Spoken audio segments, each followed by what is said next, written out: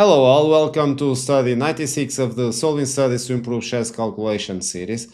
Well, this one is going to be a bit different. This literally took me several days to for me to become satisfied with the analysis. This is really deep and wide. So sometimes we get endgame studies that are short and then or that force the lines and then we get the solution very fast. But this one is more an endgame analysis position, and so I also like and enjoy them. They are hard, but the effort pays off because we improve our endgame technique in this situation.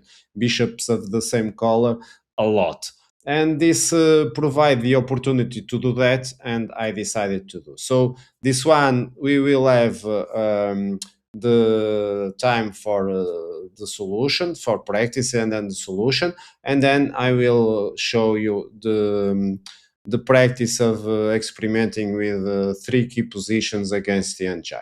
But for now the study comes from Mikhail Pasman. He was born in Riga, Latvia, but then he moved for Israel, and he plays for Israel for several years.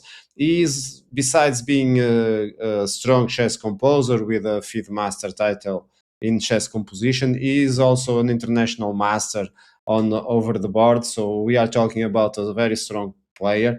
In fact, as a curiosity, when I was going deep in the analysis and all the full variations and so on.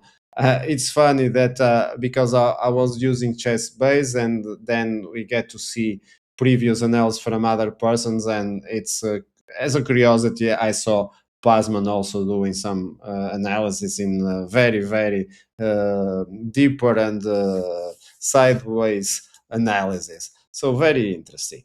But for the position, let's go. If you haven't, I suggest you watch the guide so you are better prepared for the practice. And after that, the countdown will start. And as always, I catch you back with a solution.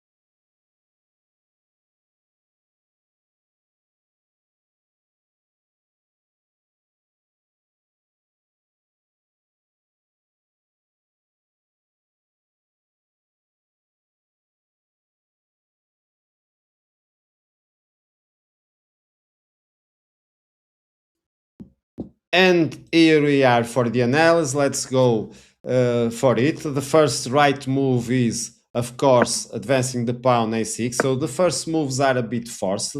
I just also want to say that in the description you can find a link if you are interested in the full analysis of this endgame. It's 3 pages of a PDF document with the full analysis I've done for this position, not because the endgame study needs that much, but because I also find it very interesting if you go deeper on the bishops of the same color and game analysis. And so I did that. And if you want, you just can go there. And if I don't cover any variation that you find interesting, also to go deeper. Okay, but here we are going to play for a win. White is on the move, and of course, our only hope is to try to advance the pawn to promote.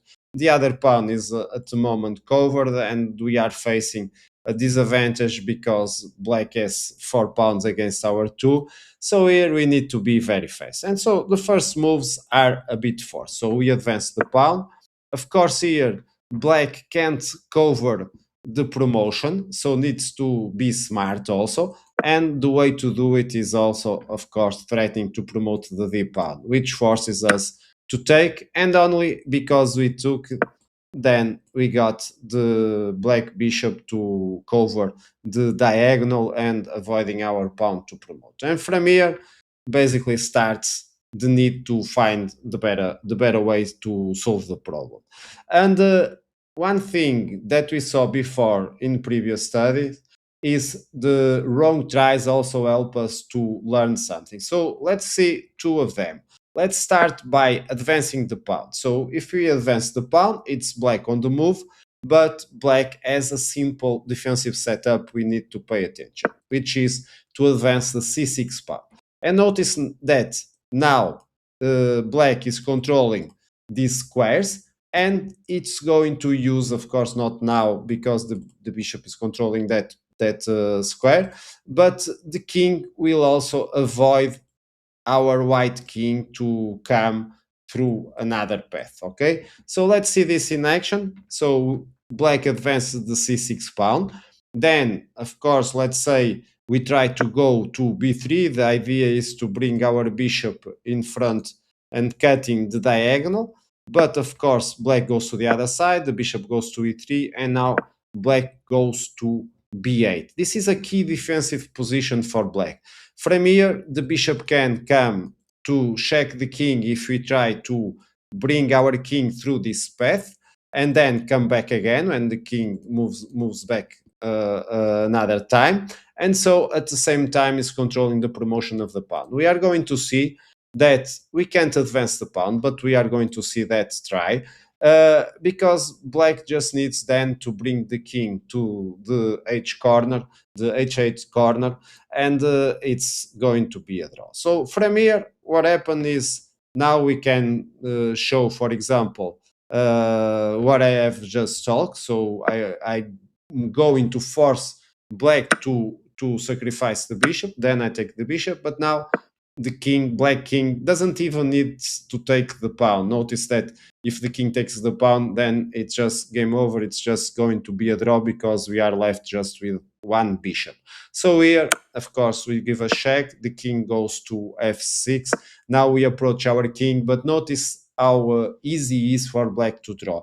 It can even offer the 2 pawns. Let's say, for example, it offers one, then offers the another one. Then we go to the corner. Well, let me just turn off the analysis here on the side because this is a bit slow and sometimes the explanation is not so fluid like I want. And over here, as you can see, the king goes to the corner, and there's no way if you check it, then the king just come back. I can't approach my king because it will be a draw by stalemate. The king is not in check and can't move, so this is a draw. And of course, if I check, then the king comes here. Of course, here I need to pay attention. I want to go to the corner. That's the mistake white is trying to force black to do. because if I go to the corner, then the king goes to f7 and it's checkmate. But I come to the other side, and as you can see, there's no way white can force it. If I go over here, if I place the bishop over here, there's another check. Now it's a stalemate again. And so, as you can see in this wrong try, we are able to see that okay, white needs to keep the pawn and try to promote it without allowing the bishop to sacrifice, at least in a bad moment. Otherwise, the king just goes to the corner and it's a draw. And this is a basic notion for understanding the full end game. But another try we can do over here is why not go to b4, because we are going to see the correct move is going to c3, but why not start by seeing what happens if it goes to b4. It's going to be clear more ahead why this doesn't work, but I will show you just the same setup from black. So black needs to come with the bishop, of course, to a7. It's a one move opportunity. Then the bishop tries to control diagonal, and the bishop is forced to the defensive b8 move. But now it's white to play. And as you can see, our pawn is under attack. And if black just takes this pawn, then everything becomes really harder. So we are forced to advance the pawn, but now, of course, the king attacks the pawn. We are protecting the pawn. We don't have any other options. And now black plays c6, and this is the perfect defensive setup again. We are in the perfect situation. And now, for example, if we try to approach with our king, well, the enemy king is just going to control, and we are not able to force any path with our king to attack the other pawns or to help the pawn to promote. For example, coming with the king to b7, we would be perfect if you were able to do this, of course. That's one idea to win this endgame study, of course. But over here, as you can see, our king is cut from approaching, and if it tries to go through this route, then when it reaches a5, then it's going to be checked, and then comes back, and then the bishop just comes back, so no progression possible after this one. So let's come back to the move. Okay, over here we are basically forced to play bishop c3. Now the bishop goes to a7, as we already saw. Now we fight for the diagonal. Of course, advancing the pawn is still a mistake, because black just goes for this defensive setup that it's unbreakable. We can't force from here anymore. Let's say, for example, we try to force it, and we are even losing over here, because just as you can see, black has also some counter chances. The king needs to come back, and then it just forced the position. Black is winning over here, so it's even worse. So we can force it. After the moment we allow c6, we either have the momentum, or we are just going to accept the draw. So over here, we need to fight for the diagonal. This is also forced, and black is forced to come to b8. Again, now we need to take care about our h6 pawn, because h5 to h6, this is the correct move. And this is basically the start of the second phase of the endgame study. Because if over here we try to attack this pawn, because notice that now we are threatening to take the pawn, because the bishop can take back, otherwise we are going to be able to promote. Okay, this is the main idea white is thinking. Then black just attacks our bishop. We move our bishop to c3. Now notice that we are threatening to come with our king, so basically c6 is also forced. Of course, now the bishop can attack the pawn, so the idea is to not allow, because if the bishop takes, the black bishop can take back, because of the same idea. But now black just needs to keep playing, attacking our pawn. So now, as you are going to see, we win this one. The bishop needs to come to a7, and we are just one tempo short to win this one. Let's see this in action. Now the bishop comes to control the diagonal, of course. Bishop goes to b8. This is expected as a defensive technique. But now we are going to b6. Notice that here the idea is to come with our king to b7, but notice that black is going to be just in time. Notice that now we can force the sacrifice of the bishop, but that's not the idea. We bring our king, so this one just loses. Okay, the bishop takes and the other bishop taking back. We are just going to play with a queen versus bishop. Probably this will happen in the practice against the engine more ahead. Now the king comes, now I take the bishop, and now the king goes for our bishop also. We advance the pawn, the king takes the bishop, and now we promote to the queen, and all is good except we are facing the h pawn on the 7th, and our king is too far away, so this is a theoretical draw. If you don't know, go review your queen versus pawn end games, because this is clearly a draw. And so we are forced to come back a bit, and as we saw over here, we can't go too fast attacking the pawn. So this is the main line, but now we need to play h6. And so now starts the second phase of the endgame study. This is basically three phases: the start, the middle, and the end, that we are going to see more ahead. Over here, there are just two good moves to see for black. One is to go to the defensive setup with c6, and the other is to go with the king to g5, because the king is also playing on two sides. He's playing on to winning this pawn and then promoting his own h pawn. But when it comes over here, he's also controlling the approach of our king, and if possible, also can go to this key square. So here let's start with the why this defensive move doesn't work over here, because we have this key move, which is to check the king, and when the king moves, let's say the king goes to g4, then I can go with my king to c5. Now I'm threatening to go to b6 and then b7, and if the bishop tries to avoid that, let's say for example with checking our king, then I can go to d6. Now here black has two options, basically. It can advance the pawn or it can attack our bishop. Let's say if it attacks our bishop, what we should do? Well, the best is to come to this diagonal, so to control the advancing of the black pawns. Let's say, for example, now black advanced the c pawn. I'm not interested in taking this pawn and allowing black king to come and support a potential advancement of the c pawn. This is probably going to be a draw already if I take the pawn. So the best is to come back to d5, and now it's black to play, and there are not many good moves. We are now threatening to take the c pawn. We are going to take it for sure. Let's say, for example, over here, it's over. We are going to see this more in the practice for sure. Uh, what else? Let's say, for example, here the pawn advances now. Again, if we take the pawn, this is just allowing black to come. Let's say, for example, if we do this, then black winning one tempo on our bishop is going to draw. Next, black is going to come and support the pawn, and then we are just facing a draw. And so over here, we need to remember that we want to go and control the center. Now, if let's say the king attacks our pawn, we can just ignore it, attacking the c pawn.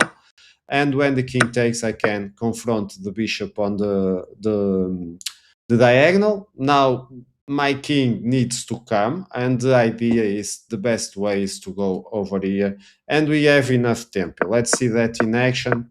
Of course, now black tries to advance its own h pawn, and now we are attacking the bishop and the pawn advance, but now we can protect with the bishop g1, and even if the pawn forces us to sacrifice, we are just going to play a winning end game, promoting to a queen, and then come back and finish the end game. So over here, we already saw that defensive setup is not enough, because we have this option of going bishop f6 and then coming with the king. So the main one is to go with the king g5. So basically we are both attacking in the pawn and trying to reach the center. But here we are going to play the same move. So we threat to take on c7 with the bishop e5. Now it's black to play is basically forced to play d6. This is the key move also from bringing the bishop to e5, is to force the setup of the black pawns not to be as perfect as with c6 and the other pawn on d7. And now the bishop needs to come to c3. So this is basically the idea. So now we are threatening to go with our king to c6. So black is forced to play the defensive move c6. And now we bring our bishop now also threatening to win the d6 pawn. Of course, now it's black to move. There are several options over here. Let's see some. Let's see what happens if the king takes on h6. Then we just grab the pawn. Of course, the bishop needs to move to a7. Now it's white to play, and we need to find a way to enter. And so we confront the bishop again. So the bishop goes to d8 to b8. We already saw that we can't go through this path because there will be always bishop coming to c7. So we just need to use our bishop first. So the king doesn't have time to approach because we are going to be faster. Now we can control the pawn, of course, and then we just move. We take the bishop and then we just promote. If the bishop forces us to sacrifice, we take, then the bishop takes, and then we promote. We are going to win this one easily. So let's come back a bit. So this is one option if the king takes. Let's see another one. Let's say, for example, what happens if the pawn advances to c5. Then we go bishop a5. Then the bishop comes to a7. Now we go bishop b5. So the idea is to force the move of the enemy bishop.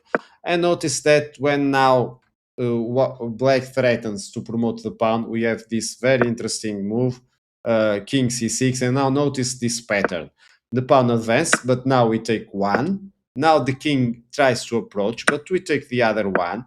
And the king tries to cut our play from our king. Now notice that we go to b5, the king goes here, and notice that looks like black has achieved something, kind of blocking our king to move. Yes, but we simply can play a simple move, like for example this one, and now it's black to play. And notice that now I can't go back with the bishop, so black is in zugzag, needs to move the king moves away, and then that gives me time to reach my desired position. Now I am simply controlling the promotion of the pawn, and this is going to be an easy win. So advancing the pawn c5, also not possible. What else over here?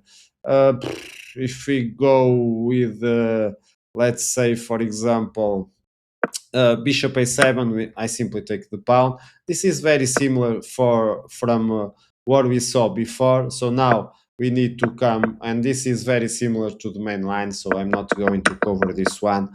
I just going to go and resume the main one from here. So the main move from black is to go king f6. Now, of course, I take the pawn, forcing the bishop to come back to a7. Let me just change this one. And now it's white to play. And of course, we need to cover the diagonal. We go with our bishop.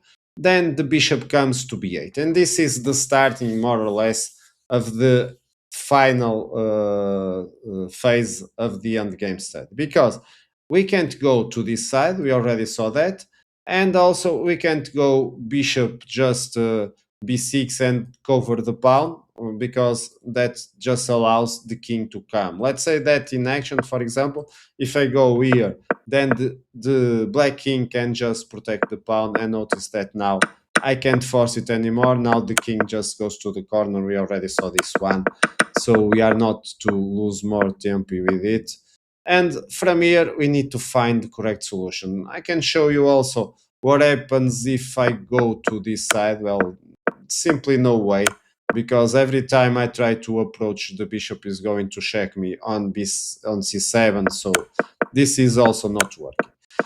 So this is the key moment, and really brilliant one is to find how to force this one, and it's going to be with playing king d4. And now black is more or less in zugzwang, because either way we are going to have what we want. Either we go with the bishop to b7 and be able to force it, or we are going to be able to take the other pawn and win with that one. Let's see that in action. Let's go with the main line, the king f5. Now notice that I just need to go bishop b6. This is one of the options. So the king comes back, but now I play king e4. Now black again in zugzwang. It's whatever side it chooses, I'm going to come. Let's say, for example, it tries to stick on the king side, then I come back with the bishop, and if it tries to go to g6, I simply can use this one, confronting the bishop. If the bishop takes my bishop, I simply can take back and then promote the pawn. That's not a brainer. So the bishop needs to go to a7, but now I can use this one. Because when the bishop comes back, I simply go e6. If the bishop takes, I simply can promote. So that's not what black wants, so needs to come back. But now I am able to, I can even keep my bishop, and I am able to force the win from here. So over here, the main line is to go with king d7, so trying to approach the other side. But as I told you, then I just go and search the h pawn. If the king goes to c8, then I just force the sacrifice from black. Let's say, for example, if it takes, then this is going to be really easy, okay? And if it doesn't take, but for example moves the king to b7, I simply promote, the king takes, and then I just go for the other pawn. This is not very, very hard from here. But this is the full solution. But now let's practice this against the computer. Let's just me change here. Let's see how it goes against the computer, because we are going to see that practice may bring another challenges. So over here is the first phase. I'm not going to use it many times. I just advance the pawn. As you are going to see, it's going to be really forced, these moves, so almost automatic. Now here I advance the pawn. Let's see, for example, we are just reaching the second phase. Notice that black tried to advance the pawn, so the perfect setup we saw. But now I have this intermediate move, and then I can just come. Notice that again the bishop goes to this diagonal, so we are trying to cover. We have tempo. Of course, this pawn doesn't matter because we are going to be faster. So over here we can simply go already to the other side. Notice that now the bishop is forced to get away. I am still keeping my bishop, so I don't even need to, let's say, the best defense probably over here. I also can keep, as you can see, my bishop. So I think from here it's easy for us to win. So this one is done. This is when we start with this position. We are going, I can show you very fast again that we are always going to reach this moment over here. Now let's move to the same, but starting exactly from this position. Let's come back. Black already played once, but I want to start with this one. Let's say just one more time against the engine. So it goes with the same. So we now approach the king. We are going to come to the correct move. Notice that the pawn advanced. This is similar to what we got.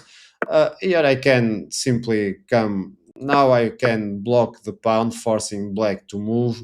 What can I do over here? Well, let's say I bring the king here. Now I force diagonal. It's going to be easy. If I want, I can even keep my pawn over here, if I'm not mistaken. Let's say I want that. And I can play that luxury move. And as you can see now, again, I'm not forced to offer my bishop, and well, maybe now I promote, and I think from here you see that it's going to be easy. Um, let's play a couple of them against King G5. Let's start one time. Now I attack the C7 pawn, bring my bishop back. Notice that the bishop came without covering my king, so we are going to take the chance and go directly. Now I can take the pawn back. Now I can take the other pawn back. Notice over here on this position, this is very interesting. This is a pure bishops of the same color end game. And the idea is I need to confront this one, and the best way is to bring my king to d5. Now I face the other bishop, and then I go to b7. Notice how this works perfectly. Now the king attacks my bishop. I don't know, maybe I want to keep it. I wasn't needing it, but over here, as you can see, it's game over for black. So let's go to the starting again against this move. Now again to bishop c3. Now I attack the pawn. Notice another possibility, and now I go with the king. Of course, now they are threatening to advance the pawn, but I go to c6 and I take the pawn. And now notice the maneuver I'm going to use over here. I'm going to bring the bishop to d4, and when the bishop comes to b8, I'm going to win several tempi with that. Notice that if I take the pawn, this just allows black to win some tempi. So what I am going to do is to go with the king to c4, so I'm threatening to reach this one. Of course, the other option is to advance the pawn. Then I take the pawn. The bishop comes to a7, but then I come with the king again to d5, and then place the bishop over here. Maybe that's more interesting. If here black promotes, I come here, and now I'm going to use the same technique. And notice that now I can keep the bishop again. Let's go over here again. And as you can see, it's going to be easy peasy for white. Not interesting anymore. We already saw this one. Another one. Let's go again, forcing the maneuvers that damage the perfect solution. Here the king took the opportunity to to grab our pawn. Of course, the king is too far away. Notice that the ideal place for the king would be to defend through d7, so I can simply move my bishop and then go over to b7. Now notice that black is threatening to promote also, so I can bring my bishop. Now I am going to convert. Of course, I'm not scared of this endgame. This is an easy win for white. Another one, just final one. So over here, I attack the pawn, come back. Let's see what black comes to. No, this one is not the challenging one. Let's force it to play the main move, which is king f6. We are going also to see this one in action after a while. Now I come back here, and now I will confront. Notice that we got this position, if I'm not mistaken, but with the white to play. So over here I go here. Now they are threatening to go to d7 if I go to c5. So I place them in zugzang. And when the king comes here, I bring my bishop. I need to win a certain momentum. Now I going to use this interesting maneuver. Over here, notice what happens. We simply can go with my king almost without effort. Let's say over here what I do. Let's say, well, let's protect from here. I don't know if I have made any mistake. I don't think so.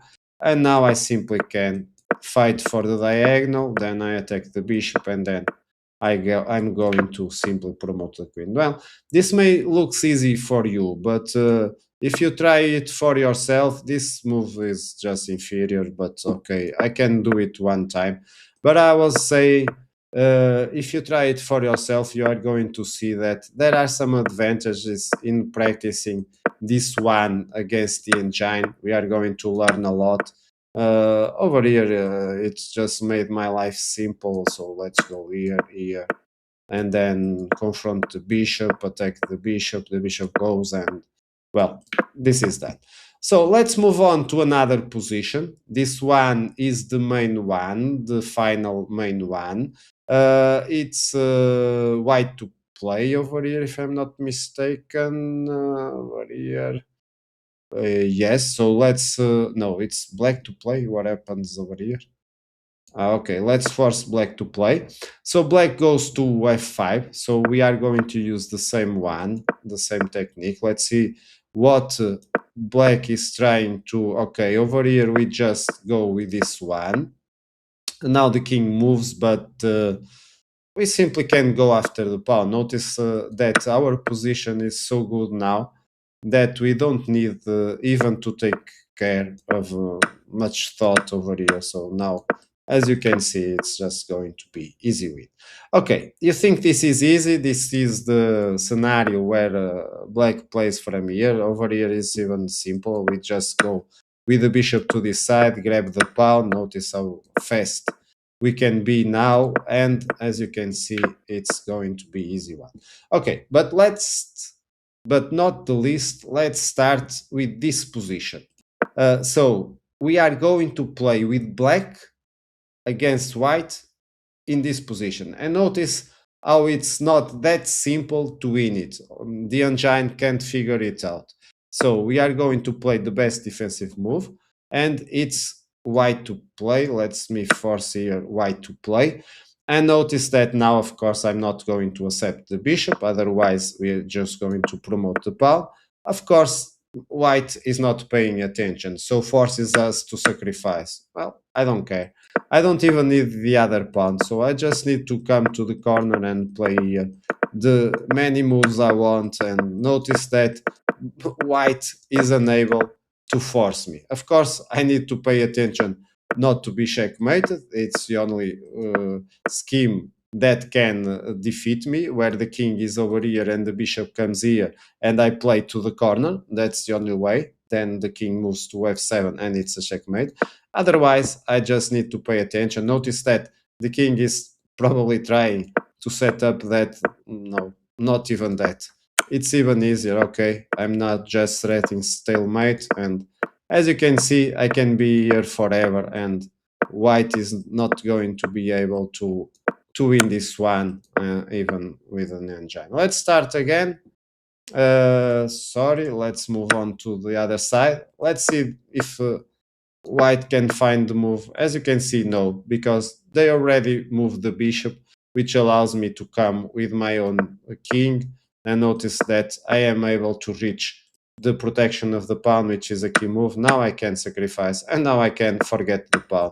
Notice that I am going to be able to draw against white. So as you can see, this is just to finish. I'm not just going to bother you anymore. But as you can see from the starting position, let's move here for the starting position. Where is the starting position? Okay. So as you can see, this is an endgame study that we are not just here for the main solution.